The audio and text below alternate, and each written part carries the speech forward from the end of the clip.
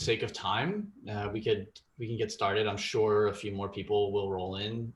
We'll continue to let them in and just kind of monitor the chat as well if anybody has any questions or if anybody has any technical difficulties. Feel free to type in the chat to ask questions or just ask them right through here. Great. So tonight, as a follow-up to the meeting that we had in December, we have Margot and Stephanie from the Office of Arts, Culture, and Creative Economy with us again.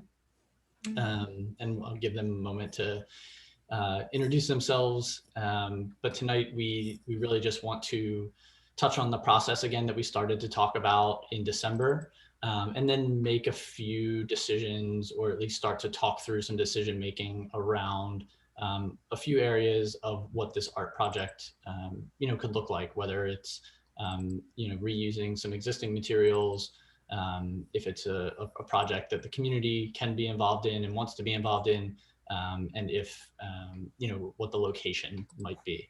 So that said, I think we'll probably, Percent for Art has some info around process to share that'll probably be like 20-25 minutes, I think.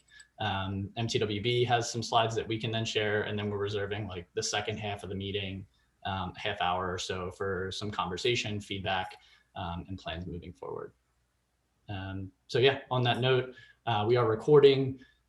Please feel free to ask questions. If you need to move away from the screen for any reason, whether it's food, childcare, bathroom break, anything, please feel comfortable doing it. And yeah, as always, please feel free to ask questions. We're here, and if we don't have the answers, we will find them and get back to you.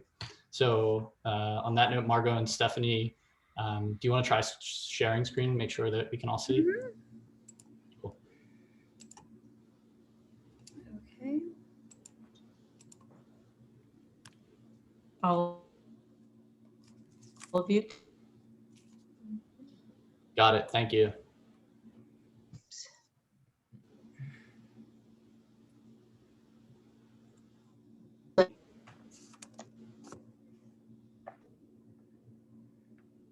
Oh, Margot, we can barely hear you.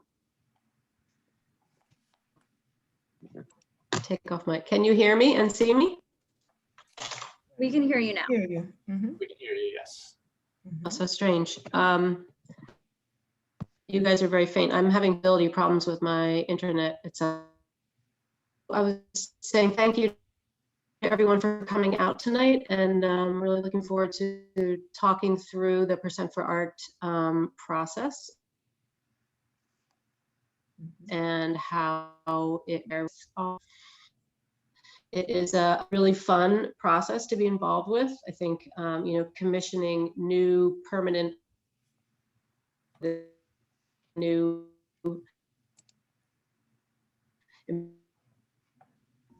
Margot, I'm having trouble hearing you. I don't know if anyone else is. Yeah, I can't hear you at all. Yeah, she was fading in and out. She said she's having issues with her internet. Yeah. It's so strange. Try just having your camera off and it might help. Oh, okay, can you hear me? I'm gonna turn the camera. Can you hear me? Yes. Yes. Is that any better? Yes, much Yes. better. Oh, Yes. gosh, so I'm usually in this room. Uh-oh. What golden ones? Sorry, I have not. Not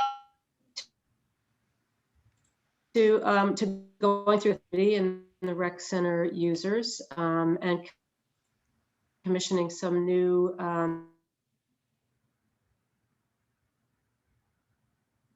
really sites that really resonate with the folks that use the Vare Recreation Center. So, oh, okay. Margot, I'm still having a lot of trouble hearing you. It's fading in and out. If that's the case for everyone, could you just give a thumbs up so we know that you're also not hearing Margot? Okay. Yeah, I'm the same time. Margot, there is an option where you can switch audio to your phone. If you go like bottom left of your screen, there's a little caret next to the mute button, and there should be a selection to switch to phone audio, and it will give you a number to call in. Sometimes that works well. Okay, just tried something else. Is this any better?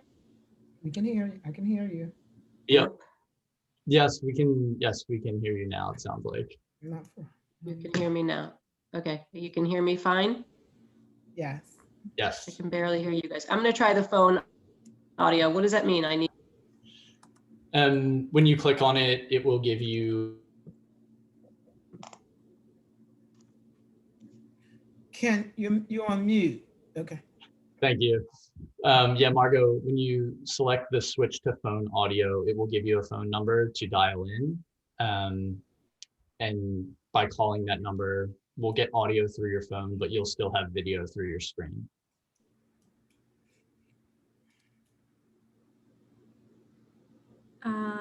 I guess just to, while we don't have dead air, just to reiterate what Margot was saying, thank you all so much for coming tonight. And the Percent for Art process is something that we are really excited to have you be a part of and engage with. And I think it's really important to learn from the community and really have this process lead to a project that represents this neighborhood, represents you, and there can be conversation back and forth between the artists, all the partners that are involved, and the community, you. So tonight, the agenda that we're gonna go over, it's very short.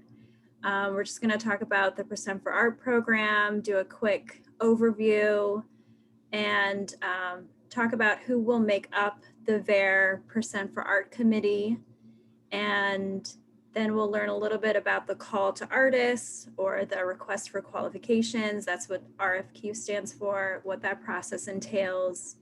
And some examples of previous Percent for Art projects will be discussed further with our friends from Make the World Better. Then we'll look at a timeline of kind of how we envision this project to roll out. And then the discussion will continue with possible locations for where the Percent for Art piece can be at Vare. That's great. Stephanie, now can you guys hear me? I'm on my phone. that's great. Stephanie, now can you guys hear me? I'm on my phone. Yes, but you'll have to mute yourself on the other device because we'll hear you double. Got it. Yes, Mhm. Thank you. And I could hear myself double too. That was great. I've never had this issue before, so I'm really sorry. I'm not sure what is going on with my computer tonight and my internet. Great. So thanks, Stephanie. Let's go to the next slide. Right. So the City of Philadelphia's Percent for Art program is really about commissioning beautiful and enduring artworks for new city capital projects, which reflect the diversity and all of Philadelphia's residents, its visitors, its rich cultural landscapes, its many histories, and the really fitting into the variety of public spaces that we have in Philadelphia's community. Philadelphia is a city that is known for its public art collection. Permanent public artwork is located in buildings and parks and civic spaces throughout Philadelphia, and they are in a large variety of different types of media, meaning different types of materials and different kind of methods of making the artwork itself. And the Percent for Art program is a big part of why Philadelphia has this extensive collection. The program was started in 1959. And just to review, it's so any city-funded construction project, which the Vare Rebuild Community Rec Center project is, any project over $1 million will trigger that Percent for Art requirement. So the Percent for Art requirement is actually a law on the books in Philadelphia that we are required to create public art as a part of the enhancement of the building and the site itself. The funding for the Percent for Art program goes directly in a contract to emerging and established artists. So through the process, and we'll go through it a little bit more, we actually will select and engage one particular artist or an artist team, and they will be, the entire amount of the Percent for Art budget will be their responsibility, and it helps support working artists in Philadelphia, and then all of the kind of trades and different creative businesses that they hire in order to help make the artwork. It's a two-stage selection process, and we'll go over that a little bit more, starting with the call for artists. And community involvement is a really critical component to the process. So having residents of the neighborhood and users of the facility being involved in kind of forming the ideas for the project in terms of what the call for artists is going to communicate, as well as being involved with the selection ultimately of the winning artists, are really important in terms of us getting to a place where we have commissioned a piece of artwork that is really about Vare and really integral to the site and really something that folks feel like, you know, they have had a voice in and been a part of. And the selected artists, so whoever we ultimately picked, they are responsible for the design, for the fabrication, for making it, and for installing the artwork. And then our office helps to support them throughout that project, that process, acting as sort of a go-between or a liaison between the artist team and the city agencies and the architects and engineers and all of that. Can you go to the next slide? So the first thing, sort of order of business with 3% for Art project for Vare, is we want to establish a Vare Percent for Art committee. So we're seeking suggestions for people who want to serve on this committee. So they're basically going to be people who are going to help and follow through with the entire process. So starting with when we create that call to artists, which is basically a request for qualifications from people who are interested in being considered for this project. You'll serve on that committee through that initial point, all the way through making the selection of who is going to win this art commission for Vare Recreation Center. And so what we're looking for is to establish a committee that has like 2 representatives of the local neighborhood, 4 people that are users of the Vare Recreation Center routinely, a staff member of the Vare Recreation Center. We will invite 2 public art artists from Philadelphia to also join us on this committee.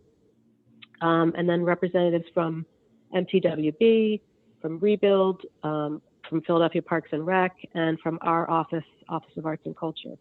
And so the committee is like, so it's like a steering committee that represents, you know, Vare and the community around Vare, users of the facility, and then sort of the agencies that need to kind of weigh in on the process and help to usher it through the approvals and all that.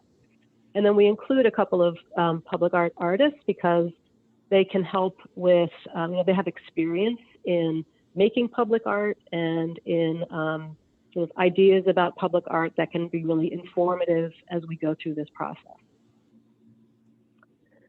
Let's go to the next slide.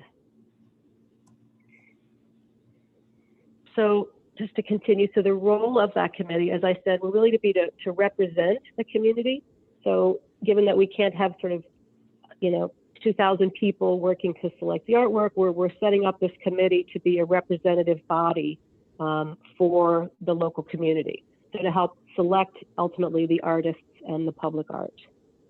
And as I said, the committee will work with our office to establish the goals for the project and to review that call to artists, which we also call a request for qualifications. So you'd be sharing your knowledge about the community with potential artists and with the rest of the committee as we go through this process.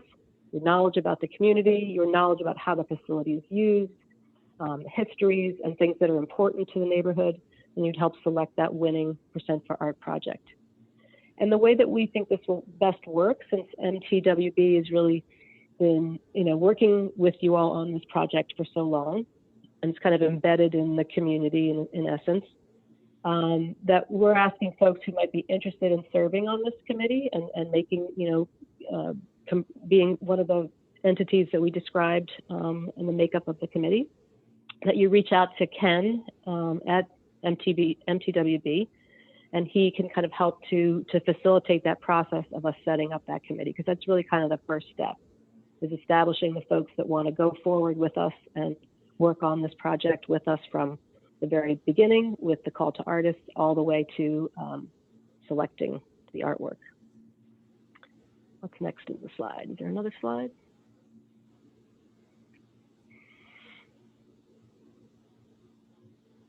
Staff, you there? Yes. Did it not switch over for everybody? No.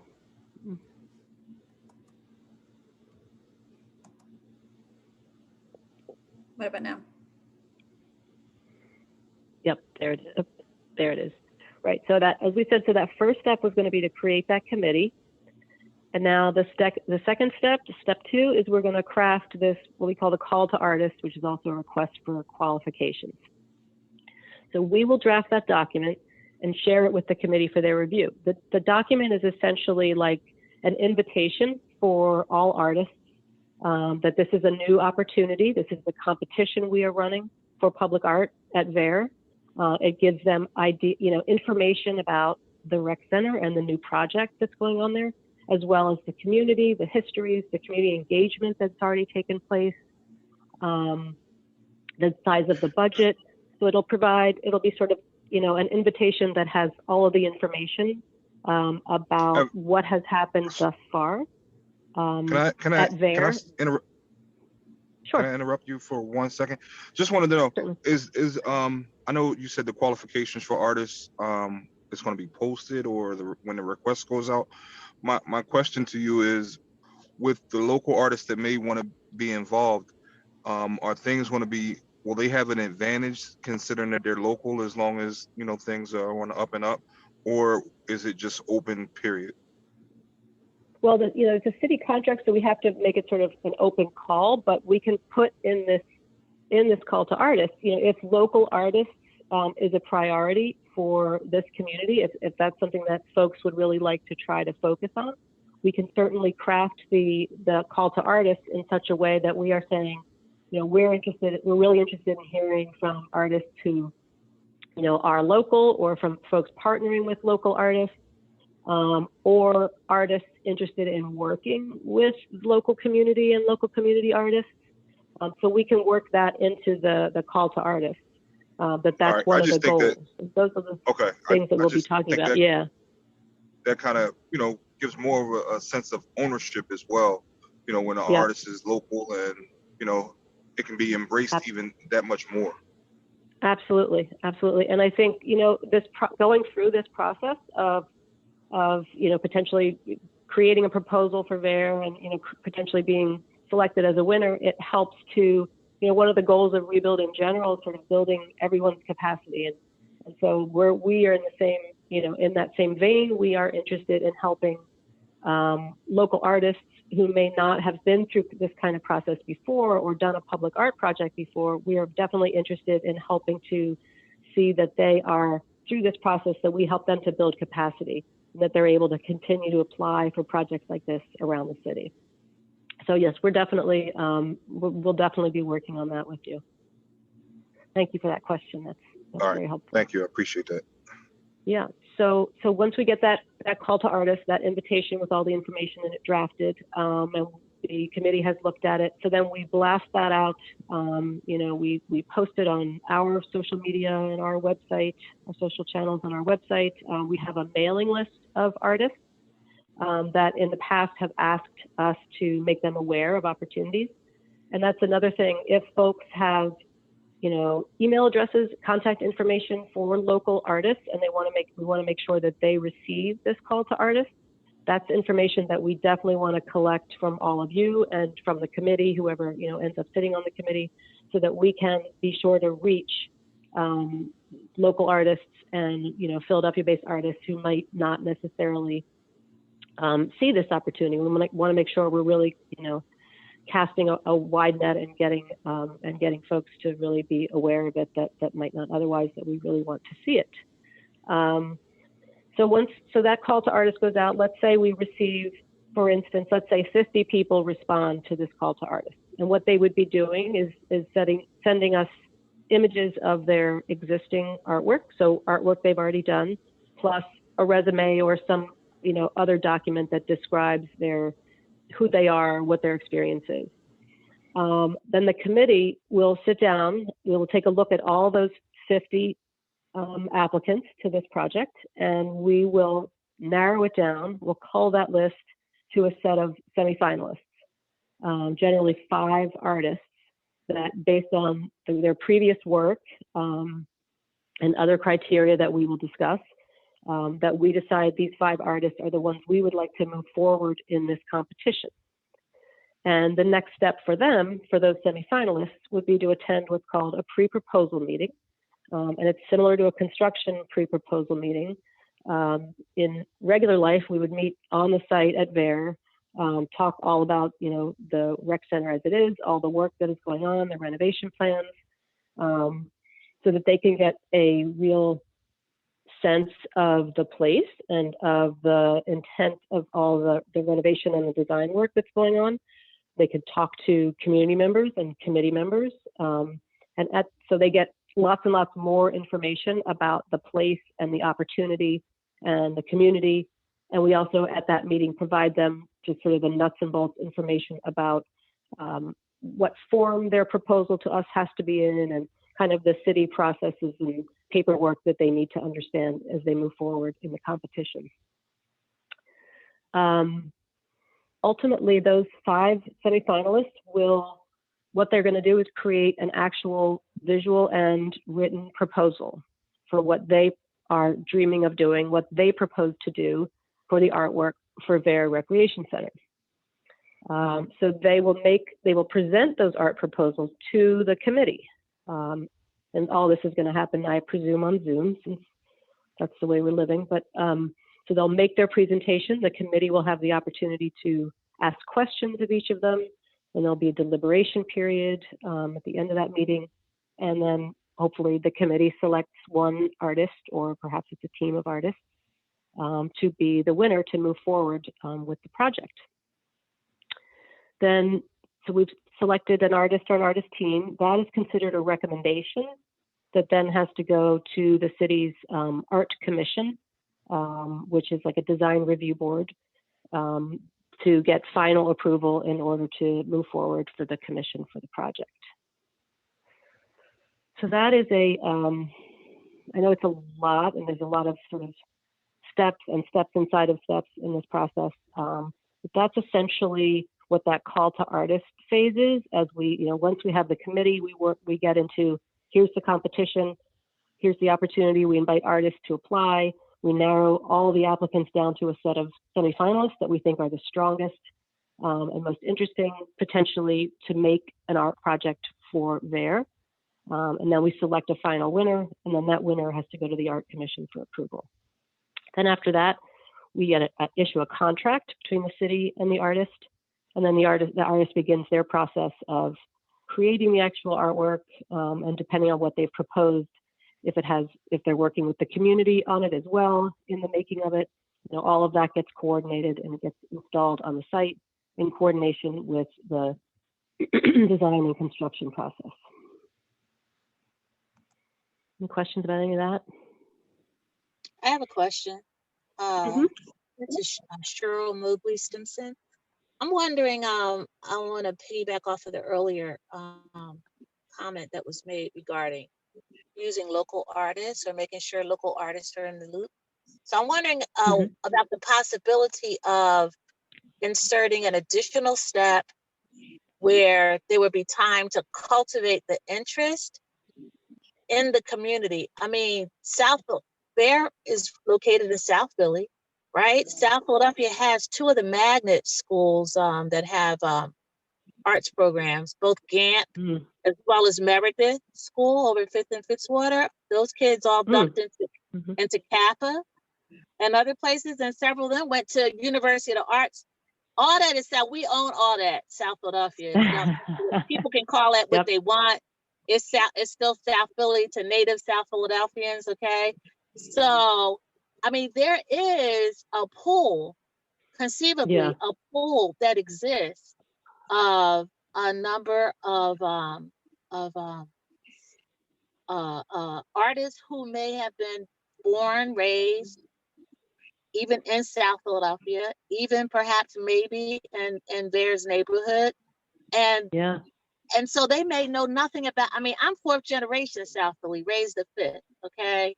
Went to junior high school, Orton Reed, not far from there. And my mother taught at Anthony Wayne for years, probably taught some relatives of folk who are on the call. And I taught at Anthony Wayne as well in her classroom. And I'm saying, I have never, you mentioned that this program has been around since 1959. I had no clue that it dated back that long. Yeah. And this kind of thing has been going on for all these decades. And Yeah.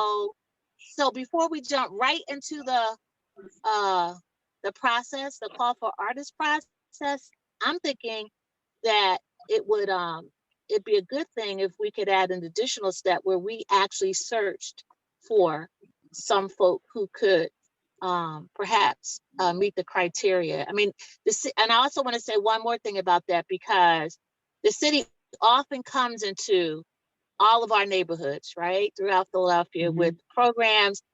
The city hardly ever minds the neighborhood for professional expertise that already exists in the neighborhood.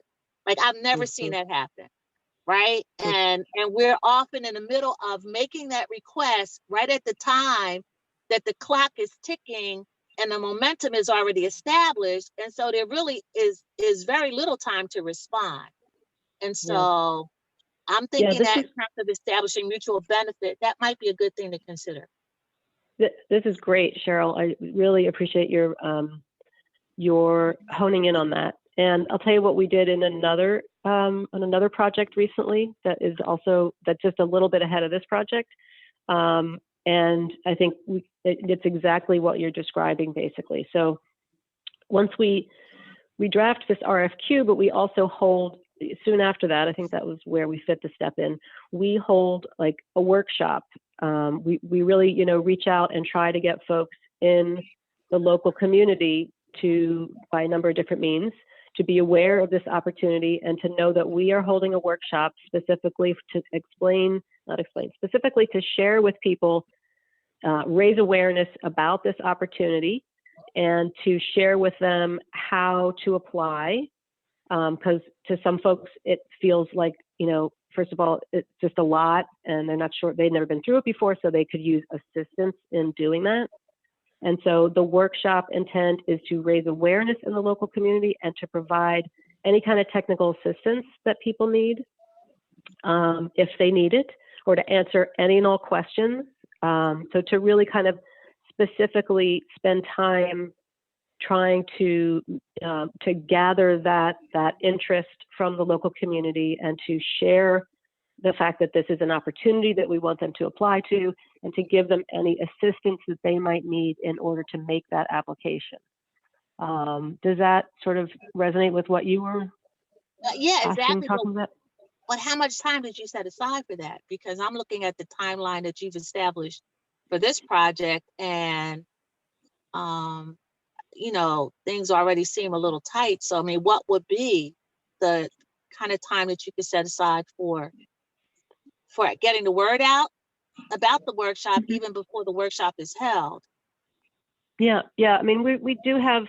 I mean, we've done it before. We have in-house staff. We would also use maybe some other, MTWB and others who have connections in the community, and we would talk to them about what's the best way to reach folks, and if there's other arts organizations and schools and colleges that can reach out to alumni that are located there. We can, talk about a number of different ways to try to reach people.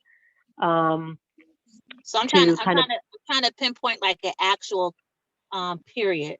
We're talking 3 weeks connected to that. 4 weeks.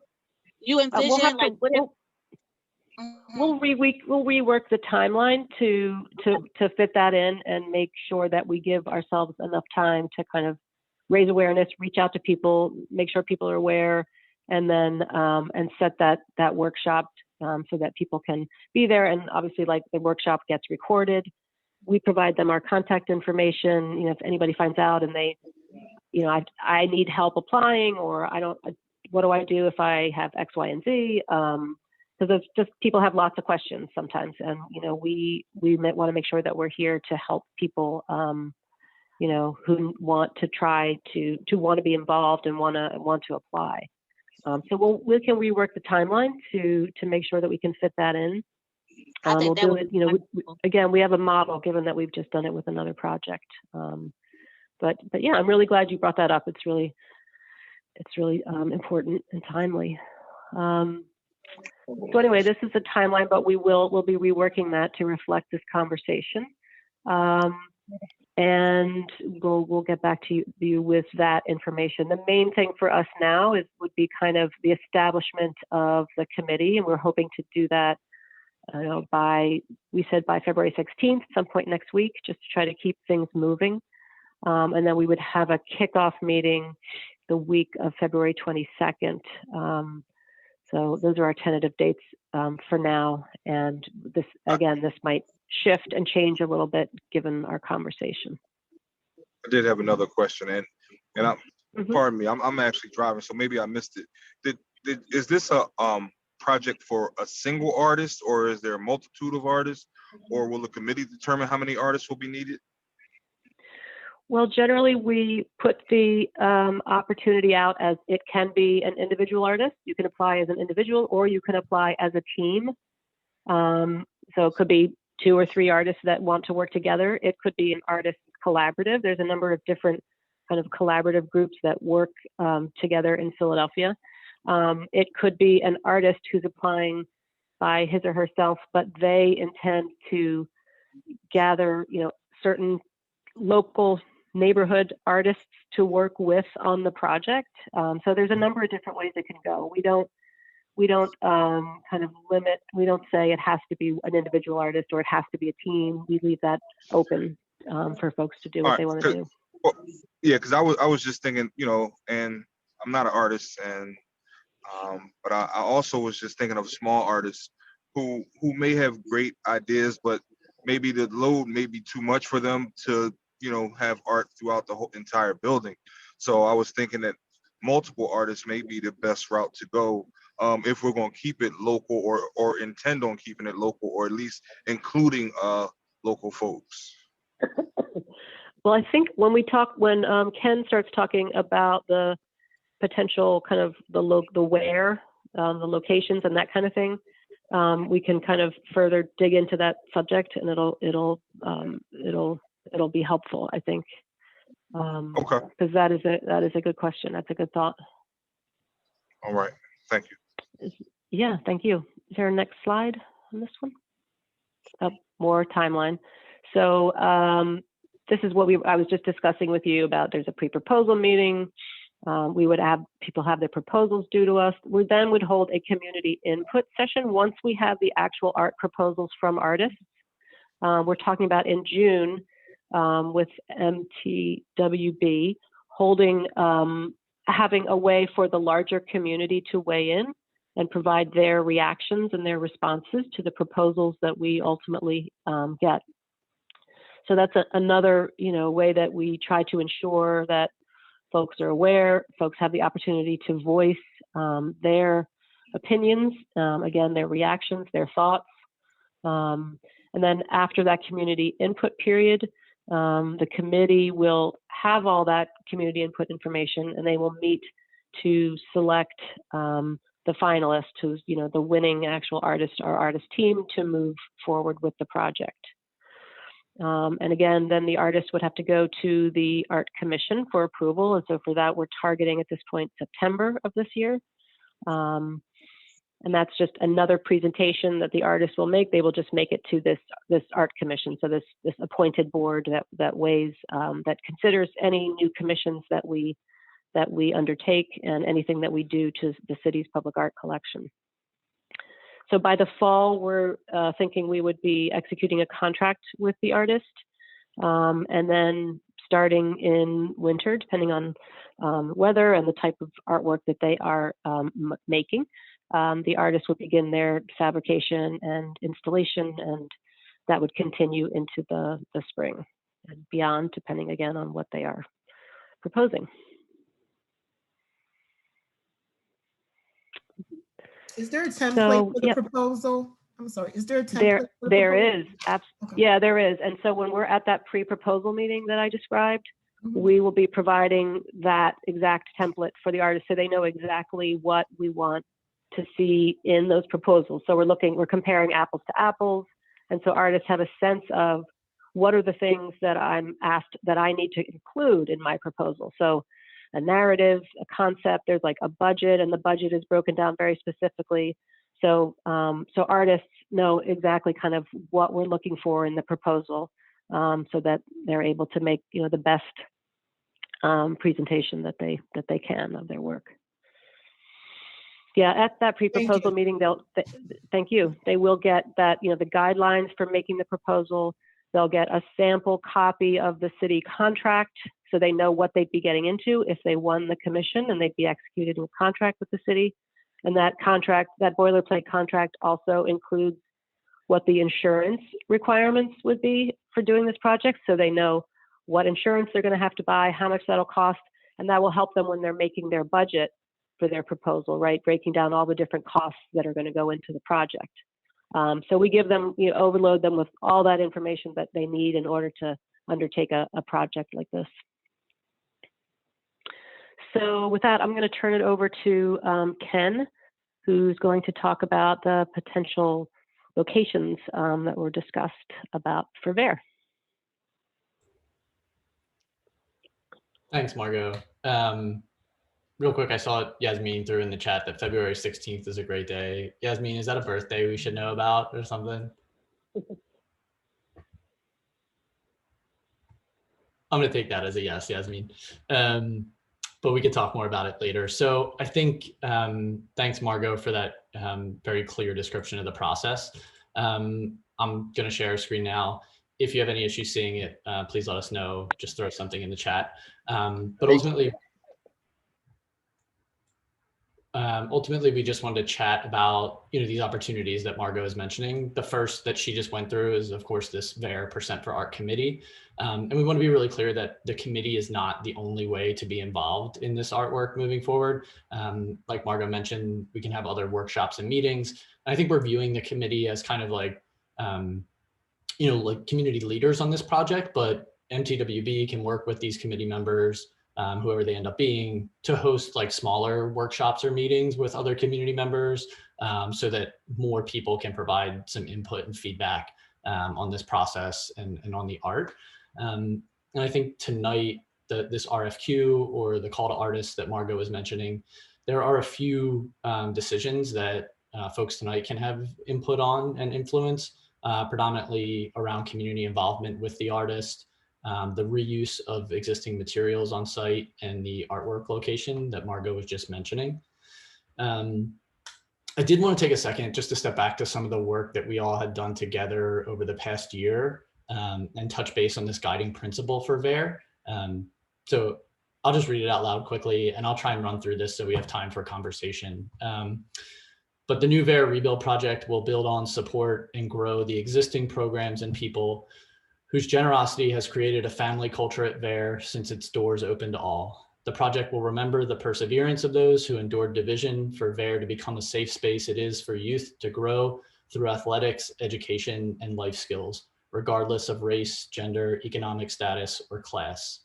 The new Vare will continue to be this safe haven and promote unity, access, and inclusion for all communities that use the recreation center. Through promotion of peace, it will strive to be a utopia that is abundant with life and reflects the values of the community. And so for folks who are a bit newer to this process, this guiding principle or statement came from a lot of work that community members have been doing over the last year and change now on the project, a lot of workshopping, a lot of conversations, and a lot of sharing of both history as well as hopes for the future of Vare. And sometimes we just like to touch on that before we get into some conversations around site decisions. So for community involvement, and I think this touches on what Anthony had brought up a few minutes ago, here are just some photos of examples of community members working with artists on actual MTWB projects before. We can't say that any community involvement will be like an exact replication of what you see here, but we just wanted to show some images of different ways that this might take shape depending on who the selected artist is and what the selected artwork is. You know, it might be as simple as folks just kind of like sitting and having a conversation with artists and providing some context, ideas, and feedback. It might be like active response to like sketches or drawings or drafts. It could be like hands-on painting or potential like contributions to what the final artwork is. And so I think we can be creative about that, and that can develop as we move forward in the process. In sake of time, if anyone has an issue with community involvement in this process, please let me know. But I think from previous conversations, I think everyone on, I'm assuming that everyone on this call is in favor of that. If anyone has an issue, let me know. Also, our team had this idea for potential material reuse. This is a drawing that is outdated, but it's a drawing that Ian had put together to just channel an artist, I believe from Chicago, at the Astor Gates, and thinking about how materials in the Vare Rec Center could potentially be reused to create a piece of artwork in the site, so that there would be like carrying of existing materials into this kind of this new artwork or new space. This is, that would be different than the documentation or the preservation of the existing artwork on site.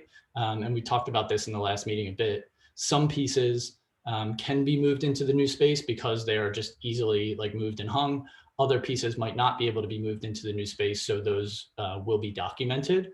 But when we're talking about material reuse, we really are thinking about taking elements that are not necessarily artwork now, and an artist creating a new artwork with them. If there are like thoughts or issues on that, we can discuss that as well. And also tonight, we would like to talk about location possibilities. In the RFQ that Margot and her team will draft, they need to put a location in there for the artist to be able to prepare a proposal. And our team had some conversations around what we thought would make the most sense based on the budget and based on the available space in the design. And so we kind of came up with three like guiding ideas. The first, this blue square is in the lobby of the building. The second, the large purple square, is in like the entrance plaza or outdoors, so as you're approaching the front door. And the third is pieces scattered throughout site. So there might be, you know, a piece out front as well as a piece out back, but all kind of with a unifying element to them. And the way this has looked on other Percent for Art projects, in the entrance plaza, you can see sometimes this is in the form of like gates or functional elements on site. Sometimes it's a mural. Sometimes it's something embedded in the ground for wayfinding or for other communication. In the lobby, this could be like a statement piece that is a hanging sculpture. Here are a few examples at other Parks and Rec sites.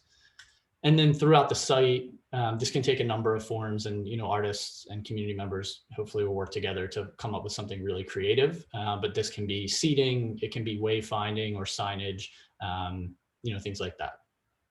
And so all that said, I know we don't have tons of time left, but we wanted to give you all the option for how this decision is made around location. If it's something that you just want to be a democratic process and you just want to vote on it like right now because you know what you would like to see this artwork like in what space, we can do that. But we do have 10 minutes left. And what we can do is, if folks want to discuss it, because there are a lot of people on the call, we have about a dozen community members. I can magically hit a button and kind of like split folks up so that we're in two smaller groups. And those groups can discuss for, you know, 5 minutes. And I recognize that 5 minutes is not enough time to make this decision. But it is a good amount of time for folks to just kind of like brainstorm ideas and share immediate thoughts and reactions about location. So I recognize we're not going to have a decision tonight. But if you would like to discuss this a little bit, and you know, like I said, we can send you to like smaller groups to do this. If you just throw a thumbs up so I can see who's interested in like kind of having that conversation for the next couple of minutes, and then we can come back together for the last like 3 to 5 minutes and just share in general. Okay. I see a lot of thumbs ups. I can't see everyone on my screen at once, so I am just going to hit a button. It will send you to a room. Just for your awareness, there are a couple of things that might be helpful. Ian and Eric, you are going to separate rooms. Ian and Eric, everyone are the architects. Many of you are familiar with them. they know more info about these locations, and they might be able to help provide some feedback or guidance there. Also, Steph from MTWB is going to be in a room, and Stephanie from Office of Arts, Culture, and Creative Economy is going to be in a room. And if you have questions around the general process, they might be able to answer them. If they can't, they can certainly record those questions and get back to folks who will be able to answer them. So I'm gonna hit this button. You should get a prompt, and I think you can just click accept or go to room, and we'll take like 5-6 minutes to chat about this. Thanks, everyone.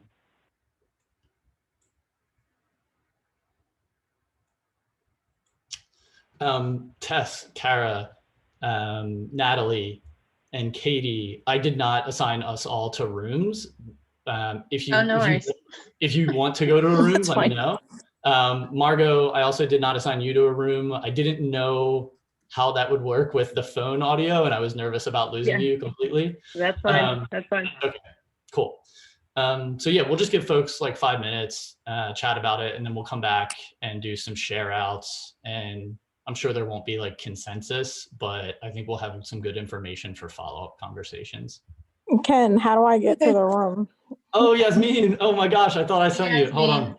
Yeah, I'm like floating in the wind here. I'm like, I don't see another. Oh no. Let me see. I can figure this out, I think. Okay, you're gone. Did you get something, Yasmin? Yep, that worked. Cool. Natalie, how are you? Good. Good. Everyone, Natalie is an intern with MTWB. Do you want to introduce yourself and just tell folks about what you're working on? Yeah, I'm an intern from Penn. I'm a junior, so and so I'm doing field work. So it's basically like a course, but you do an internship alongside with it. And so yeah. What are you studying? Yeah. I'm doing architecture and urban studies. Yay! Yeah. Yay! I did my master's for architecture at Penn. So. Oh, nice. At the design I did it. Right? Yeah. Did you also doing a master's in? You're an undergraduate, Natalie? Yeah, I'm an architecture and urban studies. Oh, that's very cool. Yeah. That's so much fun. I did master's in urban studies. Master's in urban planning there, city planning, back in the day.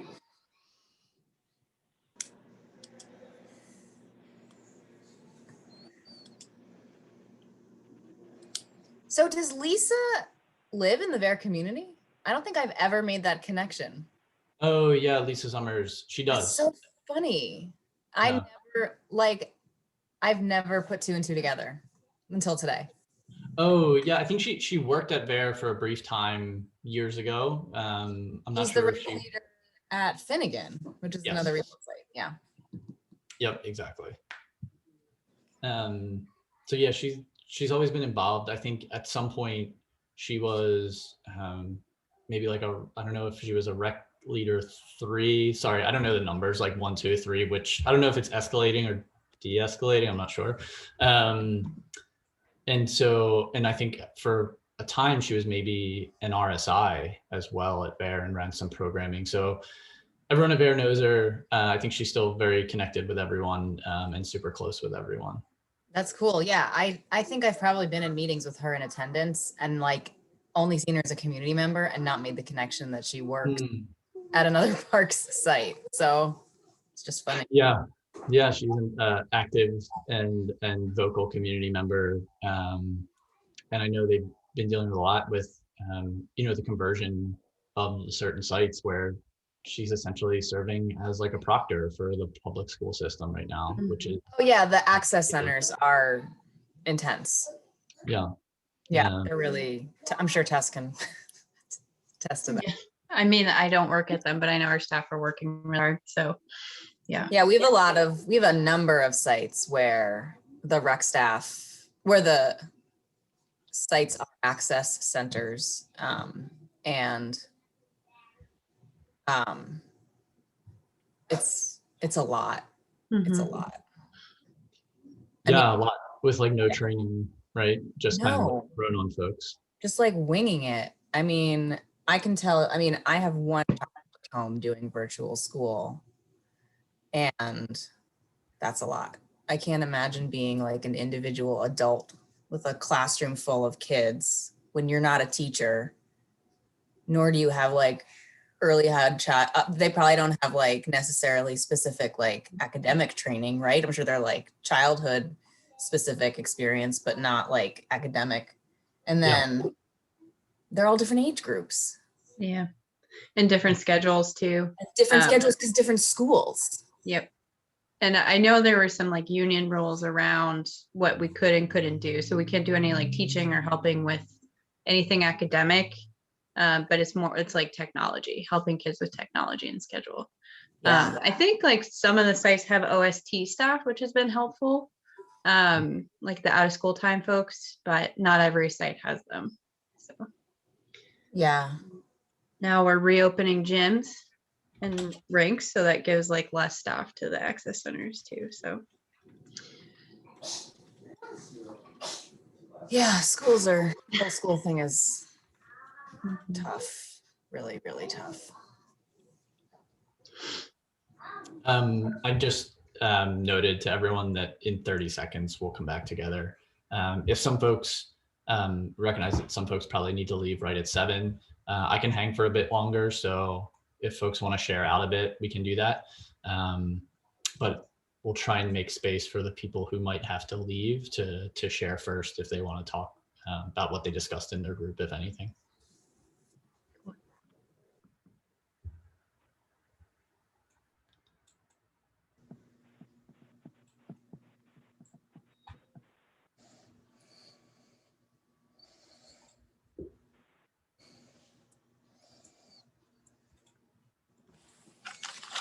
Oh, never mind. When I went to close the rooms, it gave like a minute countdown. So yeah, there's that.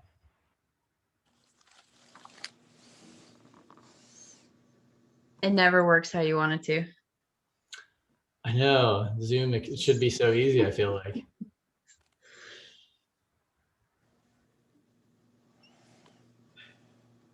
Hi, folks. Welcome back. Sorry for the short, small room discussion, but we hope it was providing of some space where you could share thoughts. Yeah, it's productive. Mm-hmm. Okay, good.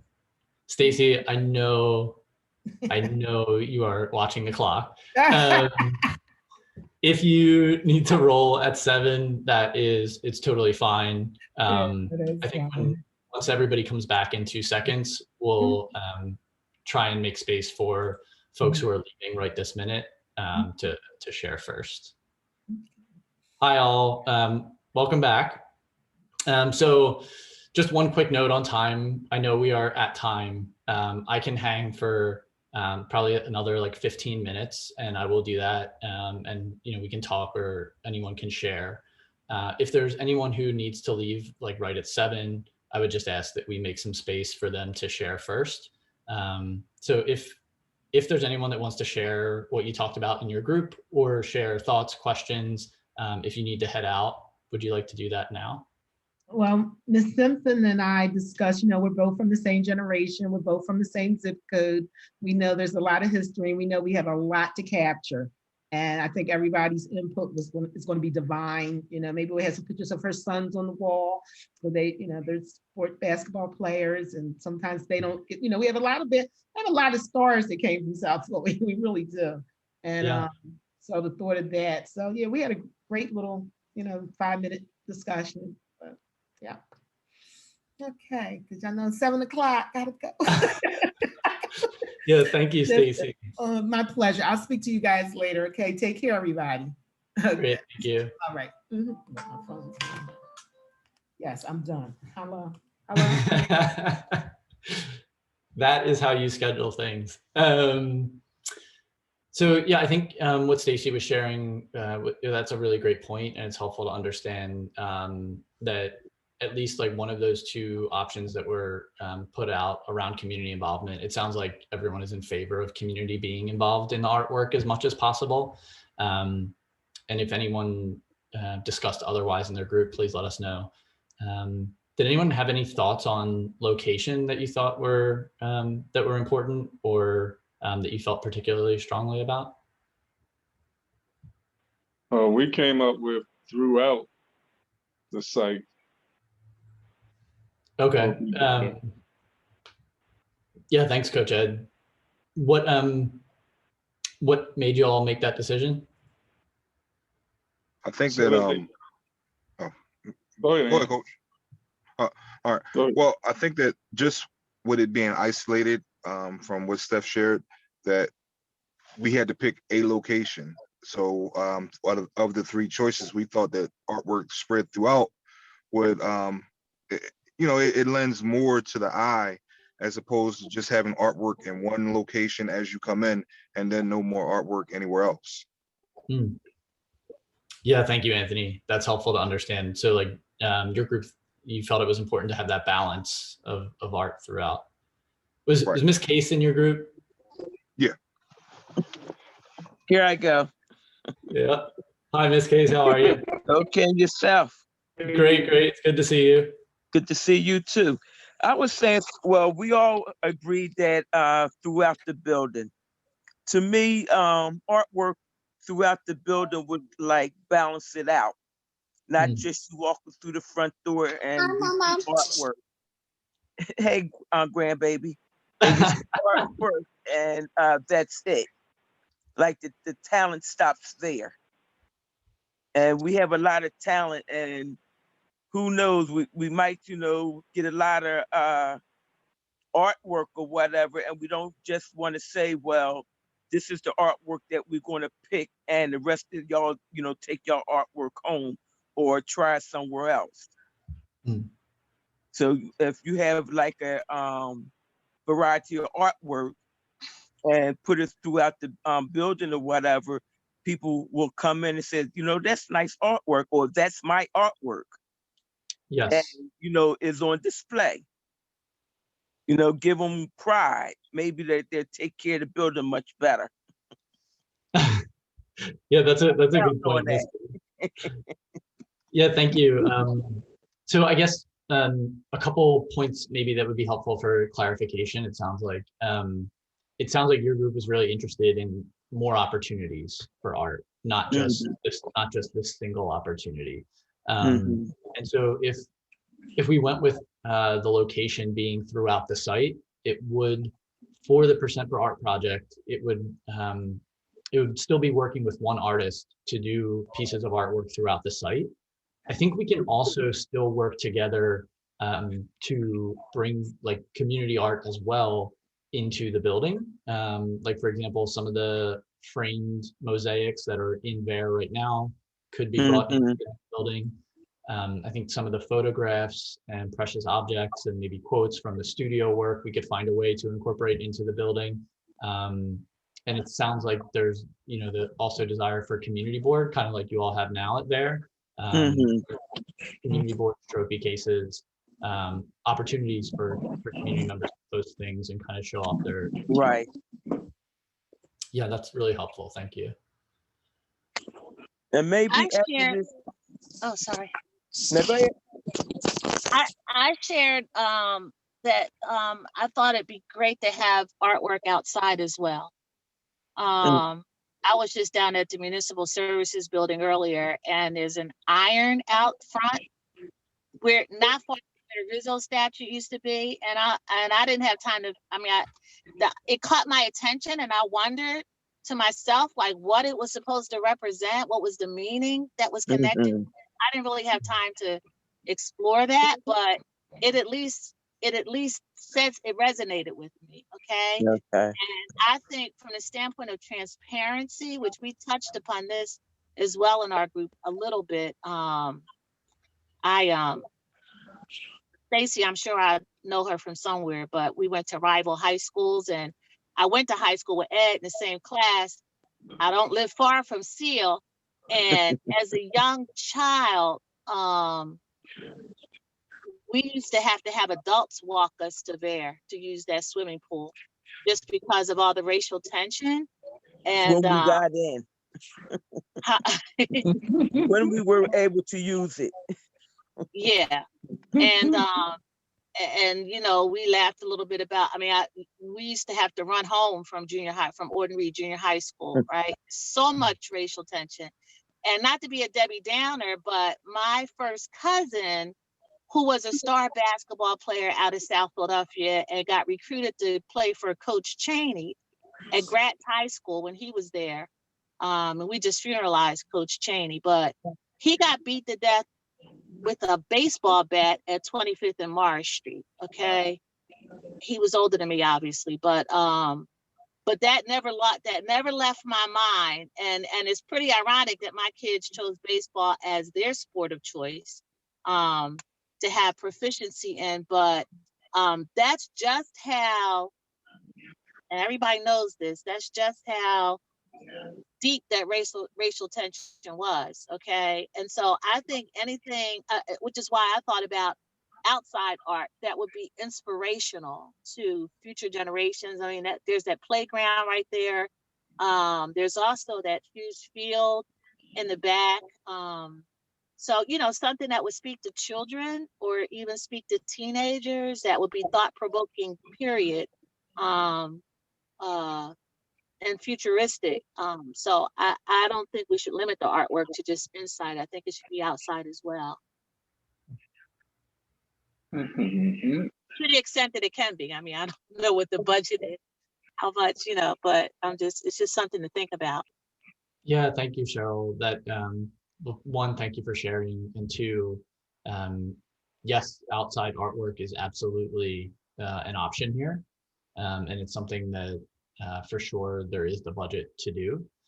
So obviously the amount of outside artwork or the scale or size of the artwork, I think will depend on the artist, their process, their materials, things like that. But yes, outside is definitely an option. I'm curious because I don't know how many folks are remaining from each group.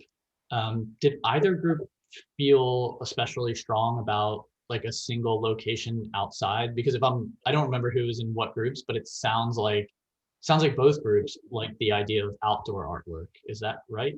Mm-hmm. Yeah. Okay, thank you. Yeah, that's helpful.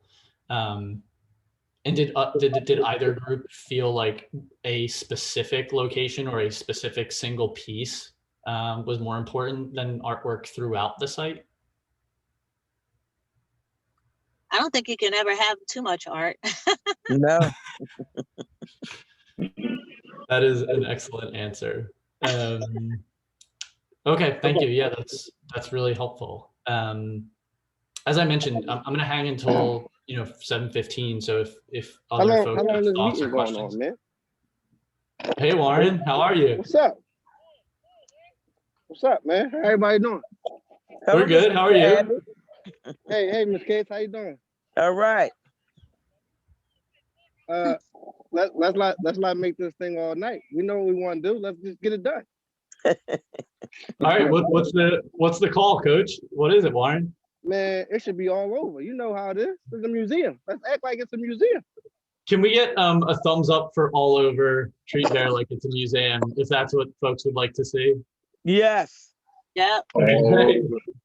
I'm ready for it to be gone and rebuilt. Yeah, like just all over, just like how it is right now.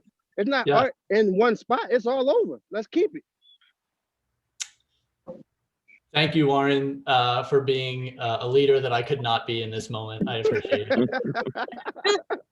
You're like the workshop Batman. Yeah. Thank you. Awesome. Well, I guess all that said, yeah, what's up, Ms. Casey? I have a question. Is our blueprints already done and over with and they just waiting or what? Let's go. No, they're not. Yeah, we're still working through like design development. And so there are still some decisions to be made, and we can talk about that in future meetings as well. We've been talking to Mike Carter about engaging some youth virtually in terms of like feedback around like the play spaces and the playground area, as well as I think some of the look and the feel of the site. So they'll probably give feedback on certain like colors that they like, maybe materials, things like that. Okay. And we'll have more workshops with you all about that as well. Reason why I asked, right? It was still up in the air about the auditorium. And with this pandemic going on, I was transferred like a checker piece to different centers. Yes. And one of the centers that I was at had slashes. You remember? Well, you might not remember, but back in the day, they had like 2 doors that you either opened or pulled together to make take one big room and make 2 Right. rooms or 3 rooms. Yes. That was Oh back in the yeah, day like the when I was in dividers. school. Yes. And that there, came across my mind that maybe instead of a wall, we can, do that. Yeah, thank you. Yes, that is a great point. And I think Eric and Ian might be able to talk about it more. And I think right now, Eric, Ian, you can let me know if I'm wrong. I think right now there are plans for dividers in like at least one of the community rooms. So it can be a smaller community, like smaller program room, or like a bigger room for community meetings. And maybe also one in the basketball gym to divide that space in half. Is that correct, Eric? Yeah, the one in the basketball gym would be more of like a drop down curtain, because what ends up happening with those long or those very tall accordion dividers, they tend to fail over time. So a good separation for the gym is the drop down curtains, which is good at separating that space. So what, we go ahead chains or a string to put them up and put them down? They're electronic. Okay, all right. Okay. Yeah, so I think the team is planning for those for sure. I don't think we don't have like full or final approval on everything yet. We're still obviously working out final designs and budget, but we are planning for it in both the basketball space, which could serve as like an auditorium or 2 larger rooms, and in like a smaller program space that could serve for like a larger community or a larger program, or 2 smaller program rooms. Well, listen, we need to get this done before I retire. Do you have a countdown like Stacy does? Yes. Okay. I'm not giving it up yet, but I need this done. Great. Yeah, thank you, Ms. Case. We will continue pushing the timeline to get this project, to keep it moving as fast as possible. Could I make one other observation or request or inquiry? Any of the above.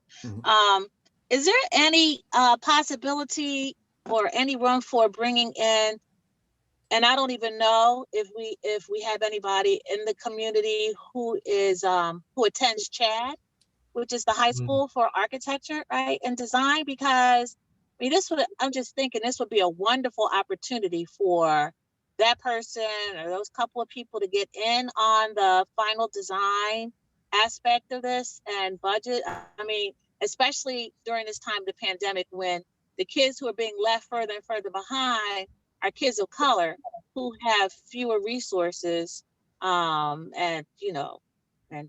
might as well say the whole Philadelphia public school system, right? But I'm just thinking it could really create. I always look to mutual benefit when you talk about community engagement. I mean, how far can we really move the needle?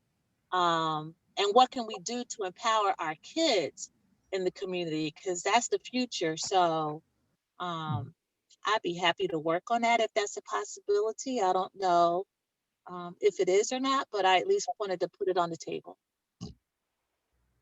Yeah, thank you, Cheryl. Go ahead, I Ian. mean, I might be able to speak to that a little bit. Unfortunately, CHAD is actually closed. So, For good? Yes, unfortunately.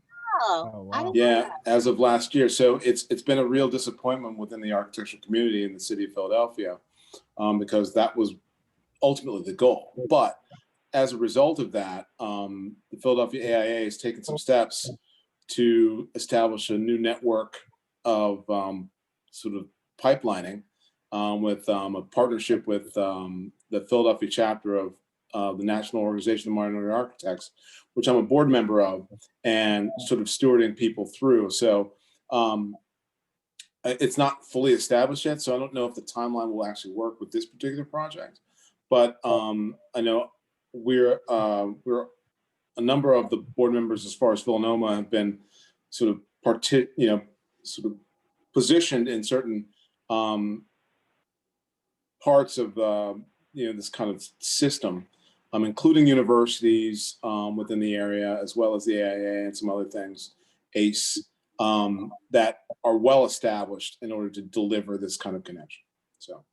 Yeah, I mean, my girlfriend's daughter, Natasha Trice, I don't know if you know that name. She went on to work for a major architecture firm in New York, and she now has been over in Amsterdam, I think, on assignment. And so, you know, our professions, especially professions that are typically non-traditional, especially the women, folk can use as much assistance and mentoring as possible. So it's just something to kind of think about as we're moving forward. Yeah, thank you, Cheryl. And also there, it's not exactly in line with what you're referencing, but the Vare Advisory Council before COVID had a plan for a youth summit with the goal of kind of guiding like a group of interested youth in forming a youth advisory council at the site so that they could be more involved in the planning and the programming of the site long term. And so I think there are probably opportunities there as that program gets up and running to connect more deeply with different professions and industries for the youth that might be interested. Sounds good. Okay. Great. And if you are interested in that work, I think we can connect you. There are a few members from the advisory council on this call, and we can share your contact info and connect everyone so that there can be collaboration in the future. Okay, is Ed on that? Ed?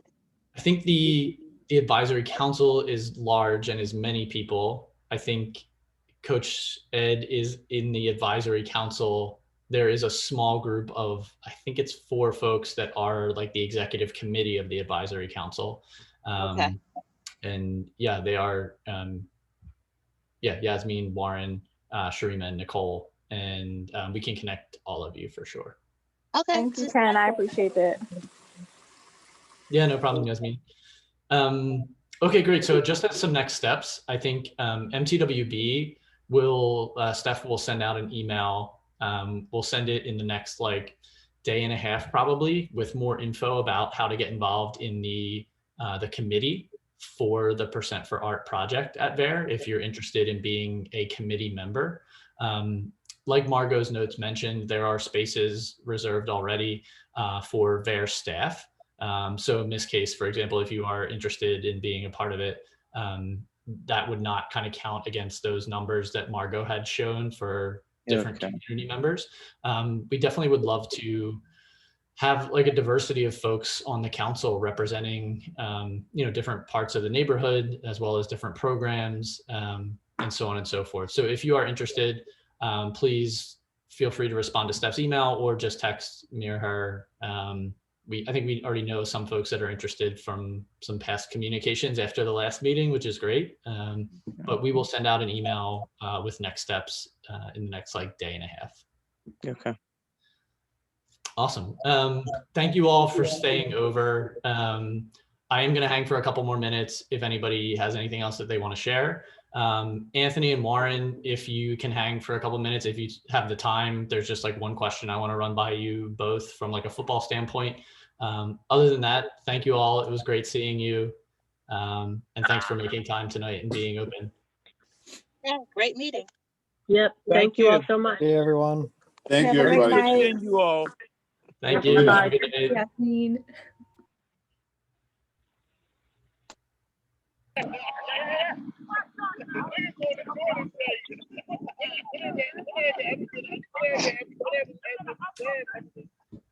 Bye, Coach Ed.